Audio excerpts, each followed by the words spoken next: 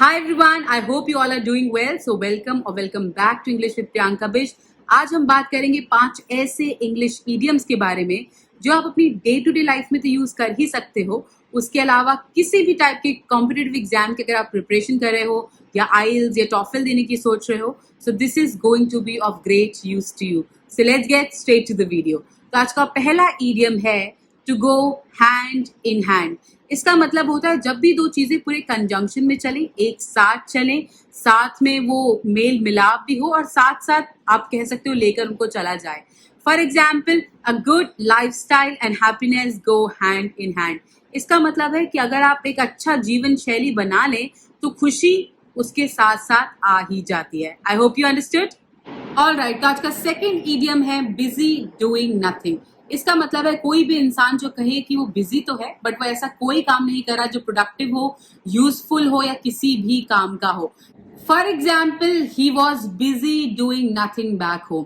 कि वो कुछ भी काम नहीं कर रहा था ऐसा इंपॉर्टेंट, बस वो कह रहा था कि मैं बहुत ज्यादा बिजी हूँ या व्यस्त हूँ. तो नेक्स्ट टाइम आपको कोई ऐसा कहे और आपको लगे कि बिल्कुल इररेलेवेंट क्लेम है तो you can say I just know it, you are busy doing nothing. Alright, तो नेक्स्ट इडियम है स्टॉप शॉर्ट ऑफ समथिंग. इसका मतलब होता है काम को बीच में ही रोक देना या किसी काम का बीच में ही रुक जाना किसी भी कारण की वजह से. That is to stop something midway, alright, due to some circumstance.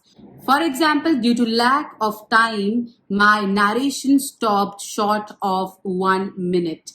क्योंकि टाइम कम था तो जो मैं कहानी सुना रही थी या किसी भी टाइप का जो नरेशन कर रही थी वो 1 मिनट कम मुझे मिला पूरी बात कंप्लीट करने के लिए. 1. To build a castle in the air. इसका मतलब होता है ख्याली पुलाव बनाना, ऐसी चीजें सोचना जो पॉसिबल नहीं है. For example, my friend was building a castle in the air by thinking that he could lose weight without any efforts. कि मेरा फ्रेंड बहुत अच्छी ख्याली पुलाव बना रहा था ये सोचकर कि वो अपना वजन घटा लेगा बिना किसी मेहनत के. Next one, fall in with or to fall in with. इसका मतलब होता है किसी से फाइनली एग्री कर लेना, to harmonize with someone, to have the similar thought of process. For example, my mother finally fell in with my plan to go for a vacation alone.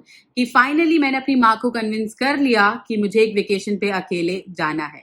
I hope आप इन सारे idioms को समझ पाए होंगे. अगर समझ गए हैं तो अपनी डे टू डे लाइफ में यूज करना बिल्कुल मत भूलना. जितना आप इन्हें यूज करोगे उतना ही आपके दिमाग में फिट होते जाएंगे and it is the only way to remember them for life. Other than that, if you like the video, do like, share and subscribe my channel, and you can follow me on Instagram, that is English with Priyanka Bish. See you soon. Have a great day ahead.